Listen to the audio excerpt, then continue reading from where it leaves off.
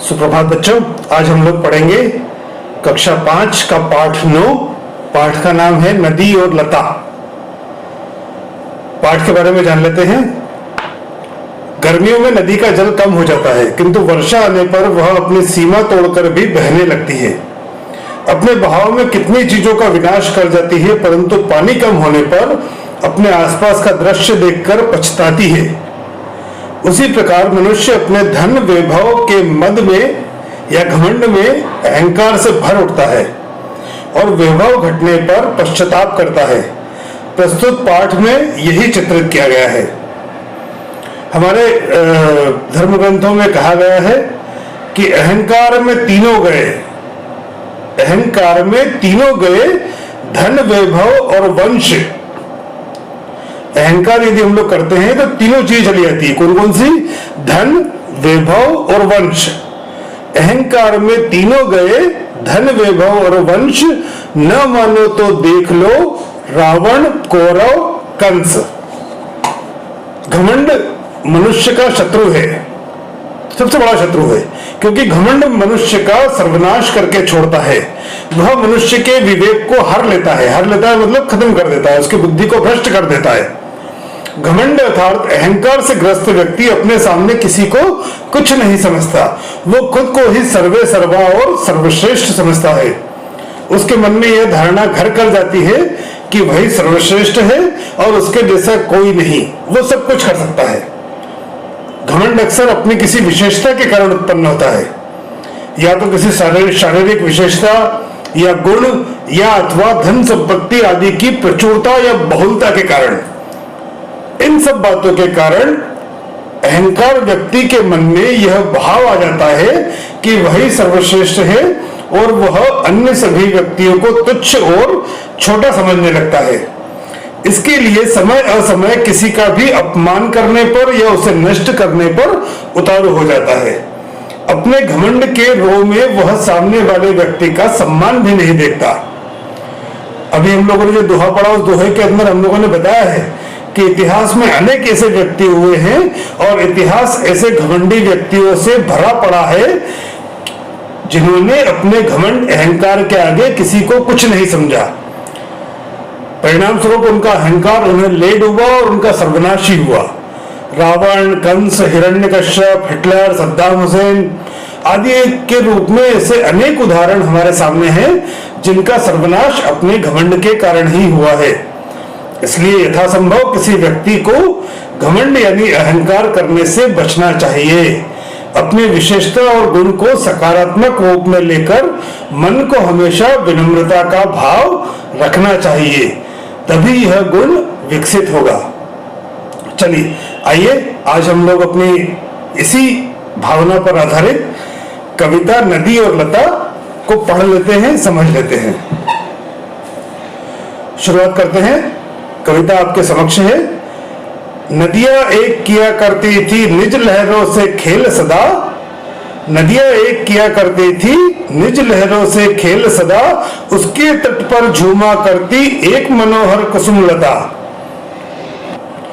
उपरोक्त पंक्तियों में ये बताया गया है कि एक नदी थी जो अपनी लहरों से सदा खेल किया करती थी और उसके तट पर एक मनोहर कुसुम लता। कुसुम लता मतलब एक बेल थी, एक वृक्ष की एक बेल थी जो उसके तट पर हमेशा झूमा करती थी। आगे बढ़ते हैं। उसी लता पर पंछी आते कलरव गान सुनाते थे।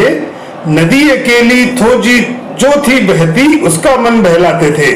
उसी लता पर पंछी आते कलरव गान सुनाते थे, मतलब उस लता के ऊपर बहुत सारे पंछी आते थे, बैठते थे और अपना कलरव गान मतलब पक्षी अपनी मधुर आवाज में चहचहाते थे। उस चहचहाने को कलरव गान कहा गया है इस कविता के अंदर। उस लता पर अनेक पंछी आते, चहचहाते, अपना कलरव गान सुनाते थे। नदी अकेली जो थी बहती उसका मन बहलाते थे, मतलब नदी जो अकेली बहा करती थी उसका मन बहलाया करते थे पक्षी अपने चहचहाने की आवाज से। आगे बढ़ते हैं। पुष्प भेंट कर लता नदी को सदा सजाया करती थी। देकर नदी उसे जल शीतल ताप सदा ही हरती थी, मतलब जो लता थी वो लता अपने ऊपर जो पुष्प लगते हैं उन पुष्पों को गिरा दिया करती थी नदी के ऊपर, नदी के अंदर, और उस नदी को अपने पुष्पों से सजाया करती थी। देकर नदी उसे जल शीतल, ताप सदा ही हरती थी। नदी अपना शीतल जल उस लता की जड़ों को दिया करती थी, और जो गर्मी के कारण पेड़ पौधे झुलस जाते हैं उससे उस लता को बचाया करती थी। यहाँ पर बताया गया है कि नदी और लता दोनों आपस में मित्र है, दोनों एक दूसरे के काम आते हैं। लता अपने पुष्प नदी को भेंट करके उसको सजाती थी, और नदी अपना जल उस लता को देकर उसको सूखने से बचाया करती थी। दोनों सखियां सदा प्रेम से समय बिताती जाती थी, स्नेह परस्पर जो था उनमें उससे वे सुख पाती थी। मतलब ये दोनों जो मित्र थे वो दोनों एक साथ समय बिताते हैं। नदी और लता ये दोनों मित्र हैं, ये दोनों सखियां हैं, ये दोनों आपस में अपना प्रेम मधुर व्यवहार से बिताया करते थे, और इनमें जो स्नेह था एक दूसरे के प्रति उससे वे दोनों सुख पाते थे। चलिए अब अगला प्रश्न देखते हैं हम लोग। प्रश्न नंबर 61, नदी और लता का दूसरा प्रश्न। एक दिवस वर्षा का जलपान नदी लगी थी इतराने, धन के मद में भला लता को वह तो क्यों कर पहचाने।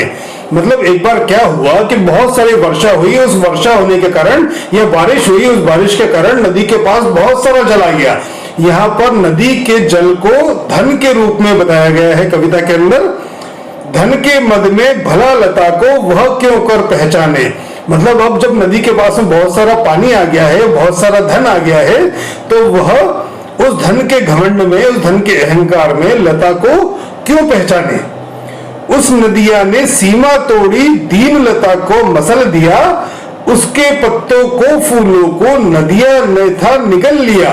मतलब जब नदी के पास बहुत सारा पानी आ गया, बाढ़ आ गई उसके अंदर, तो उसने अपनी सीमा तोड़ दी। जब नदी के अंदर बाढ़ आती है तो वह अपनी सीमा, अपनी चार दीवारी, अपने बंधनों को तोड़कर बहती है, और उसने क्या करा, दीन लता को मसल दिया। जो लता जो थी वो कमजोर थी, उसको तोड़ दिया उसने, उसको मसल दिया। उसके पत्तों को फूलों को नदिया ने था निगल लिया। मतलब उसके पत्तों और फूलों को नदिया ने अपने अंदर आत्मसात कर लिया और उस लता को खत्म कर दिया। लता मरी झड़ गए फूल सब, वह शोभा थी कहाँ रही। विहगों की भी कलकल मृदु ध्वनि, सुनने को थी नहीं रही। मतलब लता मर गई, लता जड़ से टूट गई, उसके सारे फूल झड़ गए, अब लता के अंदर वह शोभा नहीं रही। मतलब लता के अंदर जो लता की जो सुंदरता थी, उसके जो फूल लगा करते थे, पक्षी उस पर कलरव किया करते थे, चहचहाते थे, वह उसकी शोभा अब नहीं रही। पक्षियों की भी कलकल मृदु ध्वनि अब नहीं सुनने को मिलती, क्योंकि लता टूट चुकी है। लता को मसल दिया है नदी के अहंकार ने। वर्षा का सब सलिल बहा जब, टूटा घमंड नदिया का, जगी नम्रता फिर उसमें पर, वहां नहीं थी सखी लता। मतलब वर्षा का जब जल, जो वर्षा के मौसम में नदी के अंदर बाढ़ आती है, बाढ़ के रूप में बहुत सारा पानी आता है, वो सारा पानी जब बह गया तब नदी का घमंड टूटा। और जब घमंड टूटा या अहंकार उसका नष्ट हुआ, तो उसके अंदर वापस से नम्रता आ गई, उसके अंदर वापस से विनम्रता आ गई। विनम्रता आने पर उसने देखा कि वो लता जो उसकी सखी थी, उसकी सहेली थी, वो अब नहीं है। आगे पढ़ते हैं। नहीं लता थी नहीं कुसुम थे, न पंछी कलकल करते, नदिया बस थी वहां अकेली, हाय हाय जलकण करते। मतलब अब वहां पर लता भी नहीं थी, वहां पर पुष्प भी नहीं थे, फूल भी नहीं थे, वहां पर वो कलकल करते हुए पंछी भी नहीं थे। अब वहां पर केवल नदियां अकेली थी, और उस नदी का जल हाय हाय करते, कण कण करते वहां पर अकेला था। आगे बढ़ते हैं। सजा हुआ था तट जो पहले, आज वही सुनसान हुआ, भर घमंड में उस नदिया ने लता सखी को बहा दिया। मतलब पहले जो तट, नदी का तट जो था वो बहुत सुंदर था, बहुत मनोरम था, उसका दृश्य लोगों को आकर्षित करने वाला था। आज वह तट सुनसान हो चुका है। घमंड में भर के ये अहंकार के कारण उस नदिया ने उसकी जो सखी थी लता या बेल, उसको उसने बहा दिया है।